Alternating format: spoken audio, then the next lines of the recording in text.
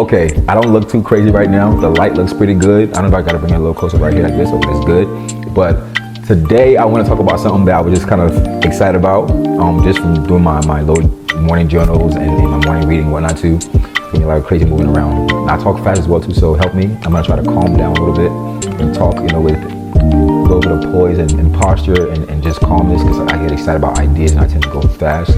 But I was pretty much doing my journal this morning, and I just feel like God I'm just calling Abba,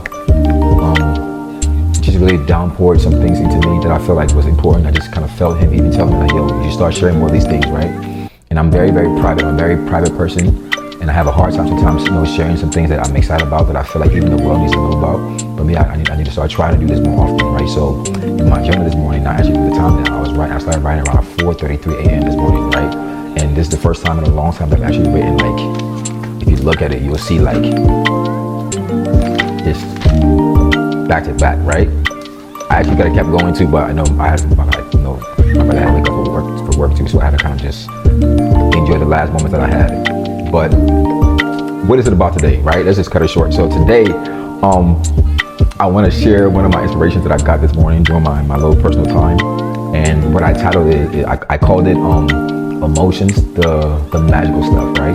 But what it really is about is how to use emotions to pray and manifest. And the ironic part about this is, my brother and I have been talking about this for the past month, just the ideas we have and the things we want to implement into life, and just the emotions and the excitement of those things.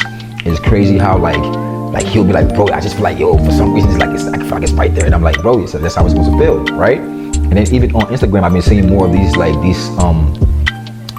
posts that I've been just following. And of course, like I said, of course we call it algorithm, but I call it, knock and it shall be open, or search and you shall find. I feel like God been giving me a lot of these inspirations, right? So I've been seeing more things online about, emotions, about manifestations, and about praying, about, and kind of the real way, right? The deep way to really pray, right? And it's crazy because this morning, as I'm going through my journals, I'm doing my writing, just doing my whole thing. And then God just kind of reminded me about even the video that I saw last night on Instagram. And he was like, yo, this whole time you've been using your emotions to eternalize and materialize your greatest fear. Whoa, okay, I'll pause right there. What? Like, he's writing. And he's like, you call it reality, right? But most of the time, the things that you are trying to be careful about or cautious about, that's actually your fear manifesting.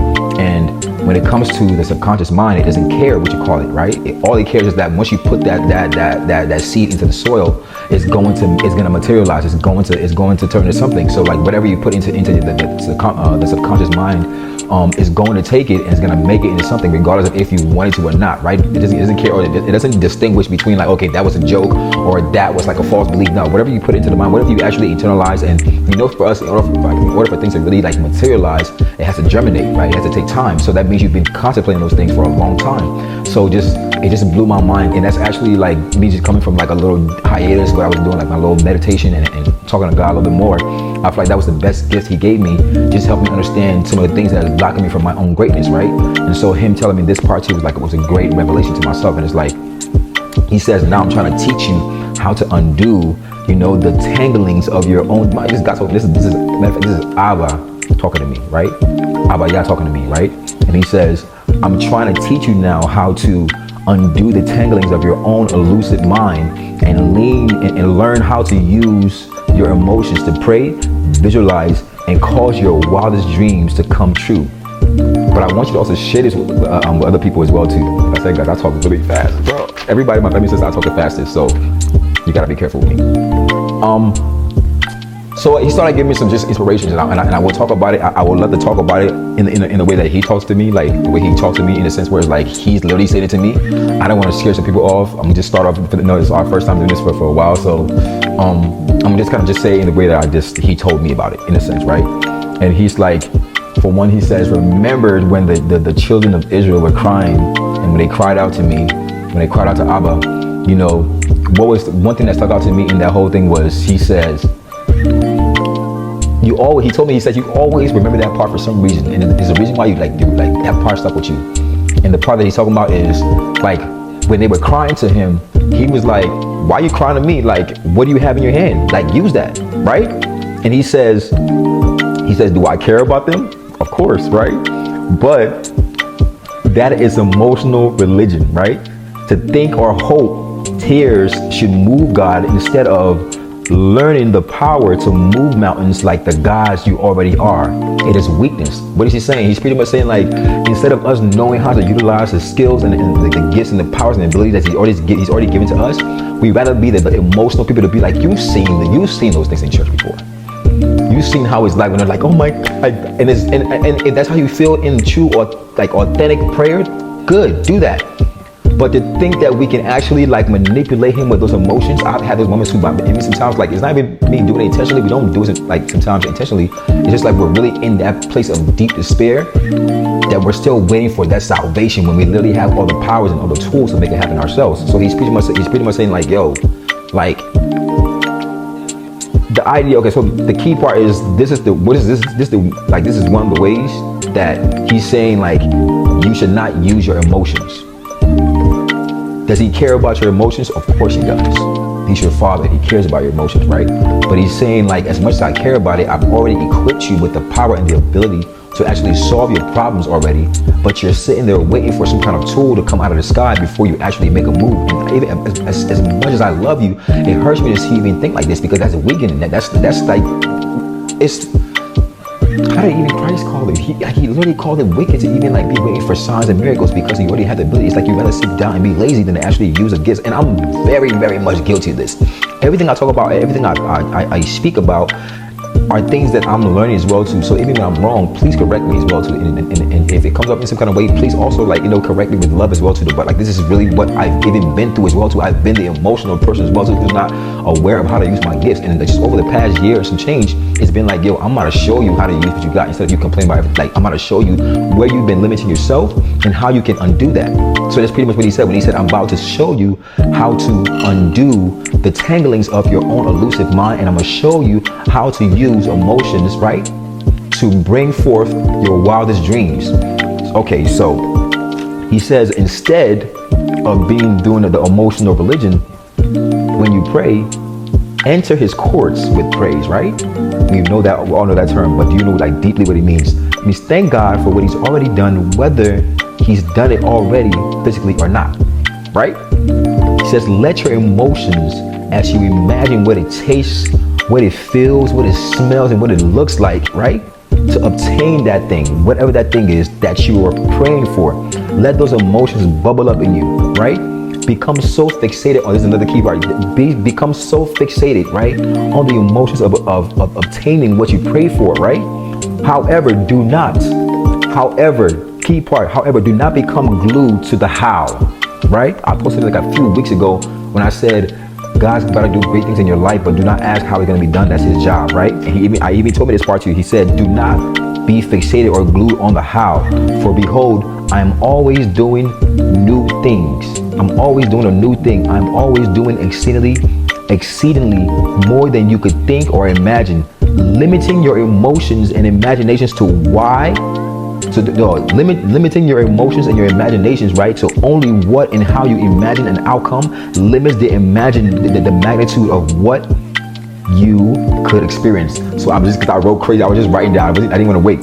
So he's pretty much saying like, he's like, when you have a great idea, or matter of fact, you have something that you're praying for, first go into him. When he says come to him with thanks first, gratitude is another like kind of vibration raiser, right? So it raises your vibration with so much excitement that it causes things to happen even quicker, right? So enter his courts with praise and thanksgiving, right?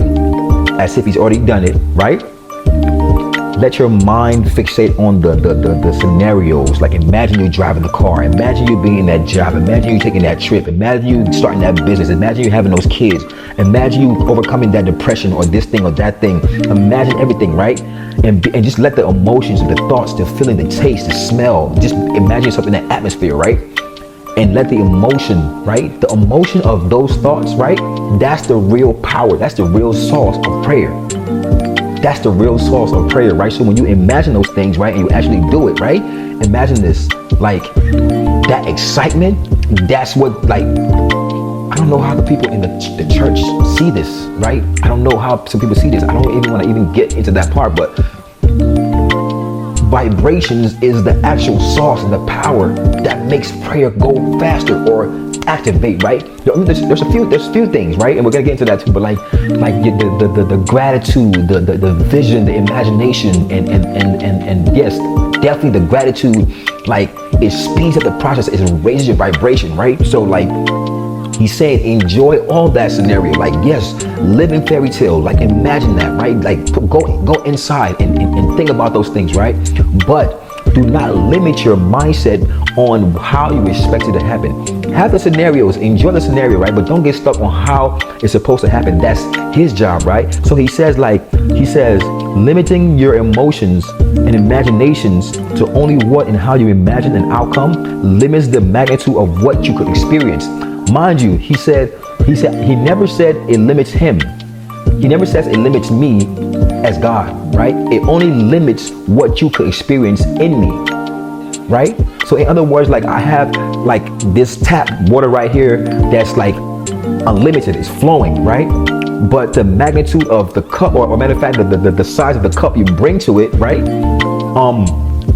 It determines how much you can receive, right? So when you limit your mind, all right, so like true mastery, right? Which is one of our key objectives on earth, is to master things, master self, right? And our destiny.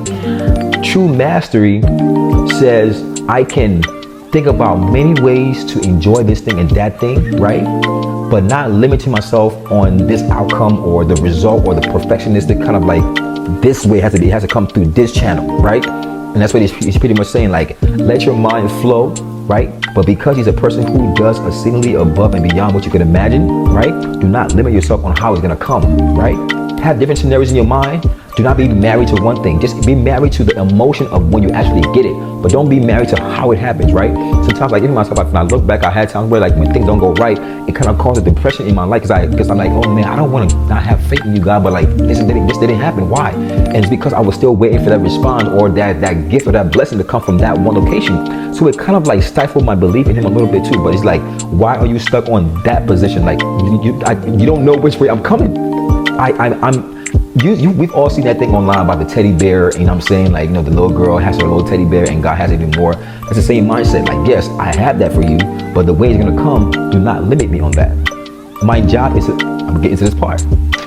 He says, like, and I read this book called The Friendship of God. And he said, like this book, he said, true mastery is knowing how to excitedly anticipate an outcome and yet know not to limit the channel through which it comes or the magnitude of the experience, right? And he said, that is my job, to blow your mind. Imagine that. Enjoy visions, enjoy like visualizations, enjoy, auto suggestions, and enjoy meditation, enjoy those things. And we're going to get deeper into that over time. But enjoy those things, but do not limit, the magnitude of the experience, right? Of how it's gonna come, right? Because my job as an all-powerful, all-knowing God is to blow your mind, right? So he says, because eyes have not seen, nor ear has ever heard, right? And what is faith? We're probably gonna end on this note. I don't want to go too far, do too much. We might just do a whole part 2. And he says, what is faith, right? And I wrote it down. He told me to write it down. He said, what is faith? I wrote down, faith is the substance of things hoped for but not yet seen, right? And he says, now think about this formula for real this time. He says, I know you're a more visual person. He says, I know you're a more visual person. I'm very like visual oriented. Sometimes like you give me some kind of problem to solve. I gotta imagine in my mind before I can really make it happen. He says, I know you're a more visual person, but now rewrite this formula. Talking about the whole faith formula, right? So I go down and I said, okay, so faith, aka, and I put in parentheses, faith is emotions, imaginations, gratitude, and actions is the magic power, where we will put the word, the substance, we will put is the magic powers, right? The magic power that raises the vibration of the subconscious, the Holy Spirit, operating in the universal ether, right? We'll get into that later on if you don't know what a universal ether is, right? That's the power source through which everything operates. That's like the being of God, right? Through him and in him everything flows. He's everything. Everything is in him. Beautiful. Like he is one. Everything is one. We are all one. And through that mind, that power, it's kind of like a big brain in the air, right? And out of that brain, everything is. So he's pretty much saying like emotions, imaginations, gratitude, and action is. So we would put that in place of faith, right? We would say, when we say faith is the substance of things hoped for, we would say emotions, imaginations, gratitude, and action is the magic power in place of substance. It's the magic power that raises the vibrations of the subconscious, right? Or you can call it the Holy Spirit, operate in the universal ether. When you pray, expect and hope for something you haven't yet seen, right? Don't forget the word action, right? For when you move, right? When you move externally, and action is key. Why is action key, right? When you move externally, right? As if what you've envisioned internally is already there, you are causing the physical environment, right? In which you are in, right? To shift and make way for the unseen to manifest in your reality. This is all learned from me. And you know sometimes when you know truth is truth, when it's been invested in you from the beginning of time, but like you don't know about it until like when it's spoken, it's like, yo, aha moment. It's like, yo, I felt this somewhere, right? So that's why like, you know, it kind of boils up to me to like it's a certain like weird excitement, right? So it's like when you move externally as if what you, and I'll be honest, let me give you a little side note. I had known for a long time in my life, depression has been part of my cycle too, because I had forgotten, I failed to keep the mindset of operating from in, right? I had a system of always trying to operate from in. I was good at it for a long time, but the devil has a ways of kind of like getting you off track. So when I look back, I can definitely imagine those times when I was moving from inside, and I know the shift of when I started working, operating from outside. It breaks everything. And I have another book that I'm reading, so I'm going to bring it to you guys eventually. We're going to start a book club. I have a book club I'm planning on doing with you guys. It's called the Bookworm. It's called Bookworm, right? So we're probably going to do it every Wednesday, something like that. But I'm just right now just expressing right now. But if you think about it, I agree with this, and I'm just writing what is just coming to my mind. So I'm agreeing with these things that I'm writing along to. So like they're all like aha moments to me as I'm writing to. So it's like when he says you can't put like action is very key into this. Of course, gratitude, emotions, imagination, they're all key, but action is very key. Of course, we have the scripture that says, you know, faith without works, and works is what is works? It's action, right? So actions, right? For when you move. And on a side note, when you think about people in the world, right? They're able to do things because sometimes they're not moving out of like a low, like fragmented, scared belief. They're doing it out of like, yo, this is the formula, I'm doing it, and that is action. And sometimes they don't know that they're doing the faith thing that we've been talking about in church. Like we talk about all the time, but they're doing it because they're not walking around with this fragmented, like fragmented like fear of like what's gonna happen. Oh man, I hope it's gonna work type thing. No, they're going with that belief. You know what I'm saying? Because having it in your mind, that's the faith now. So now this is the new formula. The formula is faith is not just this little cute word we just say in church. Faith is what? It's emotions, it's imaginations, it's visualization, it's gratitude, and it's action, right? So it's when that's the faith, right? And he's saying that when that is the magic power, right? That how to use it. When you visualize, when you have imaginations, when you have great gratitude before you even have it, when you step into action, right? As if you already have it, right? That is the magic power, right? That raises the vibration of the subconscious, right? Or you can call it the Holy Spirit operating in the universal ether, right? That automatically sends the Holy Spirit to go operate for you. I'm sorry, I'm just like, yo, I'm so You don't want to see me when I get excited about things, like this is crazy. But that's the power that actually gets things to move quicker and faster for you. I'm still, mind you, I'm not on any level like this is something that I'm just learning, and I'm just excited about sharing it. I'm not no preacher type thing, nigga. I'm still on that type time. I'm still with the rah-rah, but I'm still I can't hide that these are the people that God uses as well too. So like, don't let that shit go over your head. Peep this, like when he's saying this, that's the real sauce. That's the real sauce. Like imagination, and like my brother, they like to call me the pastor in the family, right? Because I like just like read. I like all this stuff, right? But he's been great at this even before me. I'm just now learning how to actually like undo like he said, undo the tanglings of my own elusive mind. But my brother, he will tell you, you don't gotta know how it's gonna happen. If he has a plan, bro, he going after that joint. Me before, I used to be so much more like just conservative in my thinking that I had to be like, okay, what's this formula? What is, bro, imagine it, hunger for that shit, go for it, right? So, this is crazy to think about this. Like, it's like everything in life is a web. It's just crazy. But he says, for when you move externally as if what you've envisioned internally, right, it's already there. You are causing the physical environment to shift and make way for the unseen things to manifest in the reality in the seen world, right? That is where writing things down has a certain power of its own. So, like, of course, at some time, like, that was just like a side note that I just kind of hit me to. Okay, I think that writing things down really has a great power to it because it kind of causes things to become like kind of like a stamp, like a footnote in your mind, in your spirit too, and automatically it does things. Mind you, if you think about it too, this is one of my brother's like favorite scriptures. Now, I don't even know how he really said. I'm just gonna paraphrase the whole thing, but every time we talk, he's always like, yo, bro, write the vision down, make it plain so that he who has it can run and be able to see it and run. And I'm just paraphrasing what he's saying, but I know that scripture he's talking about, right? And that always sticks with me too as well too, because what is it saying? Write the vision down, make it plain. So pretty much in itself, like the word, right? The word has so much like little sauce and keys, right? When you really dissect what it means, bro, like you'll understand, like this is not just like no like a spherical just saying that nobody knows what it means. Oh man, he's so high. No, he's giving you clues on how to really rock this world, bro. And we're still learning it. I'm a human being. Like I said, this is a learning experience for all of us, right? But he really got keys though. And he's saying right here, like, bro, write the vision down, make it plain so that you can be able to run. You can see it clearly and be able to run. And that's so ironic too, because I'm one of the people who like writing so much things in detail down. But what if I've seen even more things online too that says like, he who has so much to think about has nothing to think about, and he who is thinking, he who is doing is better than he who is just sitting down thinking, right? And so that pretty much means like you can write all that thing down and have the micro details, but if you're not like Nike, if you're not doing it, you're not moving, right? So I wanted to kind of, do I stop right here? Because I have like other like points I wanted to share as far as like how to rightfully and wrongfully use the power of emotions.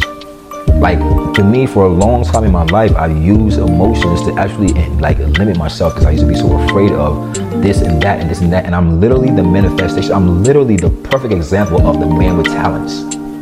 Man.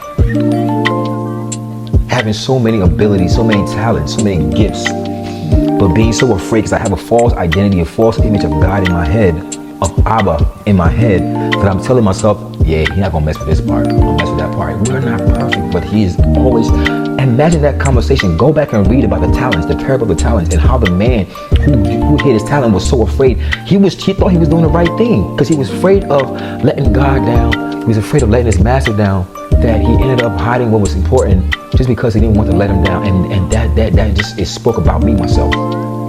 In so many ways, bro. In so many ways. Like, I'm trying to see the right position, put it like a little fly, but in so many ways, like there's so many ways that like you can limit yourself being afraid. And I do want to even share this part too. Okay, I might share this, but I have more things to share with you guys over time. So next time I'll do that. If you think I call this one the metaphysical joke. Why do I call it metaphysical joke? Because I like to read the word of God from a metaphysical standpoint. And when you think about Job, forget about the story you've heard. It's a beautiful story. I haven't even gone into deeply understanding the actual like allegorical meaning behind it, but there's a deeper meaning behind it than just what you know about it. So we've all heard the story about Job and the test and he underwent. But if you read it from a different point of view, Job said this one thing that used to be like understood. Job said, "For the very thing that I feared has come upon me." Job had created a reality out of his own fears, right? So that means that like Job created like the thought in his heaven. Yo.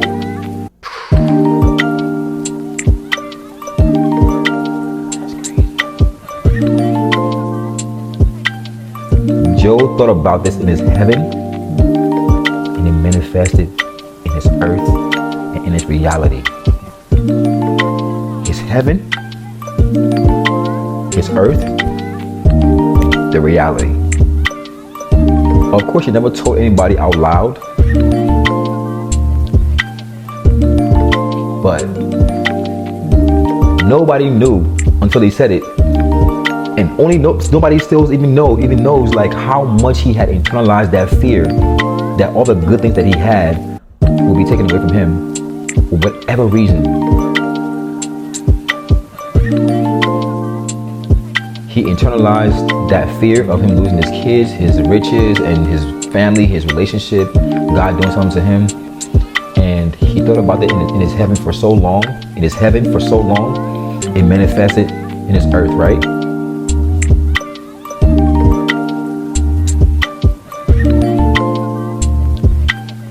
And even though he never told anybody, it gradually bubbled up enough until that frequency busted forth into his reality. Now this is an example of how to negatively use the magic power of thoughts and emotions in your own life. There are a million different examples that I can give you. We might get into that next time. This is my first time doing this. I don't want to overdo this, but this is a perfect example. I showed you. Did I give you guys 2 examples of how to not use? I did give you guys 2 examples, right? I gave you. Okay, so the 2 examples. The first one when I told you, think about this now. I told you before about the kids in Israel, right? There's many examples, and they were the perfect example. I don't know if they're real. Like people talk about we're the real Israelites, the real Hebrew Israelites. That's true, and that's good and all. But there's a reason why there's so much allegorical story, meanings and hidden agendas in like those stories, right? So if you really dig into those words, you really get a lot of things about yourself as well too. And we're all going through that every single day, like as above, so below, right? So when I think about the kids of Israel, like there's so many dumb shit they did. That's like, okay, we gotta learn from that. Like they were going to the Red Sea, and out of fear, they started like freaking out, spazzing, and God's like, Moses crying to God, and God's like, why are you crying to me? Like, what do you have in your hand? And he kept telling me, there's a reason why you keep remembering that part.